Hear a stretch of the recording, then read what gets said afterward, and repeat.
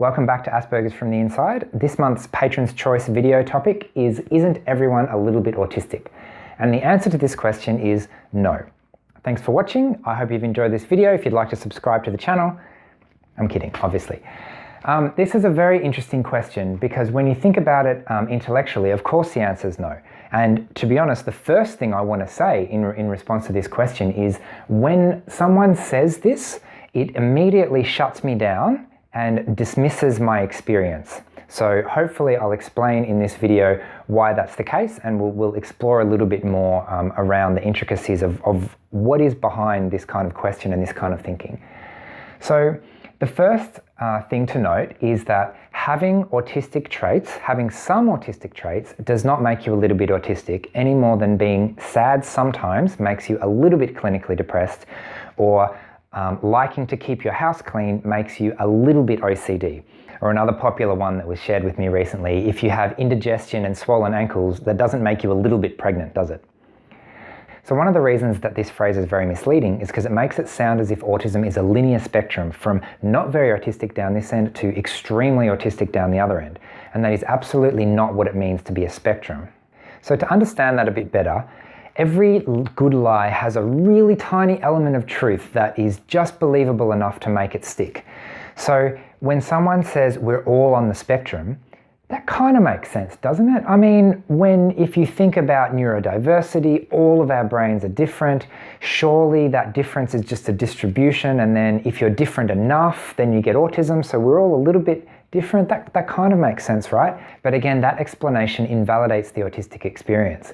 If you imagine that there's a theoretical normal and most people kind of fall with a bit of diversity around that, some people are short, some people are tall, all that kind of stuff, within a certain range, we still kind of call that normal because it doesn't present a problem. It doesn't show up as different, it doesn't get noticed.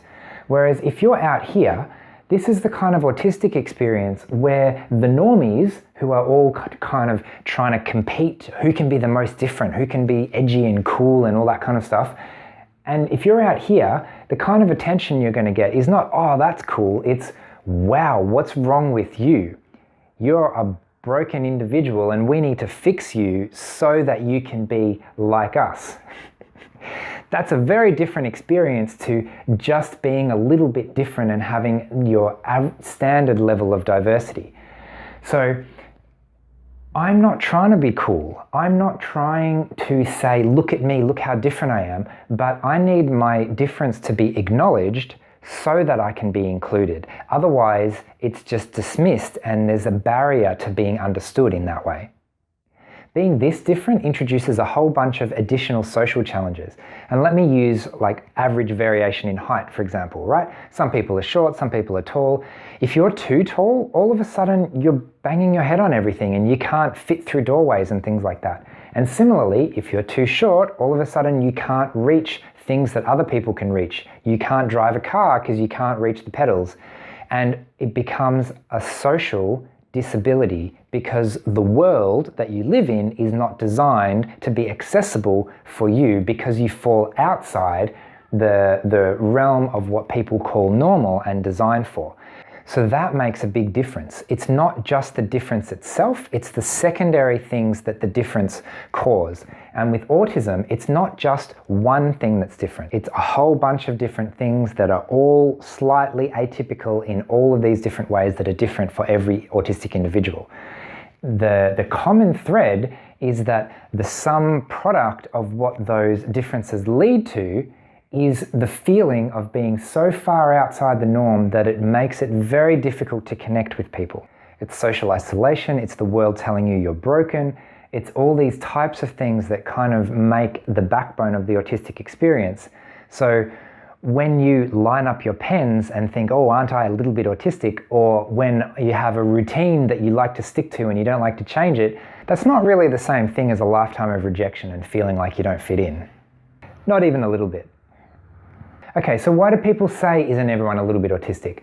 There's a couple of nice reasons why people might try and say this. It could be to try and empathize. Look, I have autistic traits too, aren't they normal? It could be to try and say that I understand your experience. It could be to try and bring the autistic person closer into this, I want to pretend that you're closer so that it's easier to bring you in and have you included in society.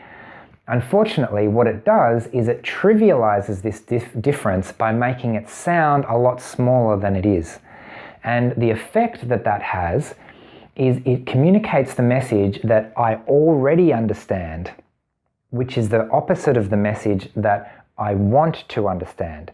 So this message of I already understand shuts the conversation down and doesn't allow for any more connection. And unfortunately, the message it also communicates is I have no idea what you're going through and I don't care.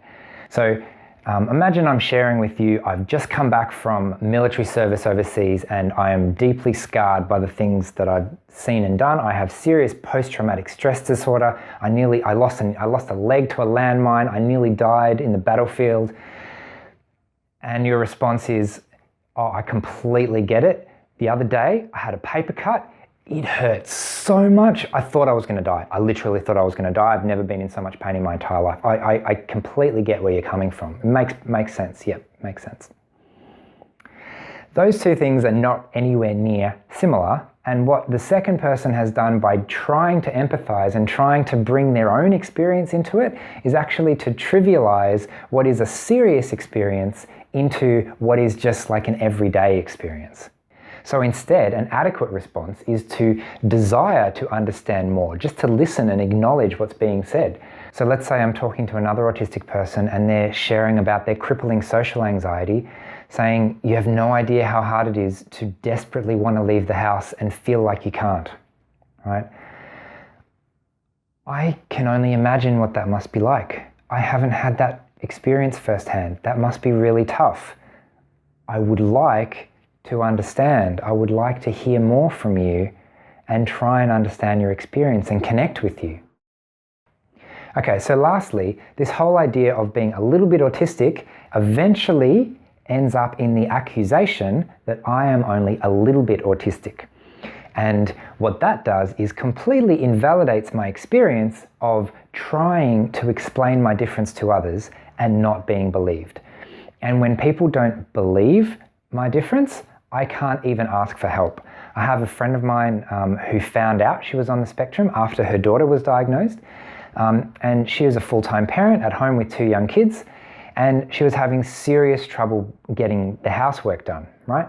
Now, that might not sound too abnormal, but in her case, it wasn't just, oh, this is hard, there's a lot of work to do and I'm not really getting on top of it. It was crippling anxiety, looking at a to-do list and just being incapacitated and unable to start because of the thought of all the things that she needed to do. So it was hard to get help because it sounded like, oh yeah, every parent at home has that issues, kids are demanding, yeah, we get it. Actually, no, they didn't get it. The solution to her problem, which she eventually found, was to have a visual schedule with a picture of a vacuum cleaner, for example. And for some reason, seeing the picture didn't cause that same anxiety, and she was able to see what she needed to do and just get it done, and all of a sudden problem was solved, right? This is not your typical, I'm just busy, I'm just got kids and housework is difficult. There was something significantly different behind that, and if people don't see that difference, then you can't even ask for the help that you need. So I guess my final point is that autism is real. It's a real thing. Even autism that you can't see is a real thing, and this is especially an issue for women who are very good at masking. Don't dismiss us, listen to us instead. In order to include me, my difference needs to be acknowledged. So please believe us, especially we go to a lot of trouble and some people go to a significant expense to get an official diagnosis just to prove that we're not crazy. So please believe us. Please stop saying you're a little bit autistic and making fun at our expense. That's not very nice. If you would like to have your say in next month's Patron's Choice video, you can become a cup of coffee supporter of this channel for less than $1 a week. So I hope you've enjoyed this video. Thanks for watching, and I'll see you another time. Bye.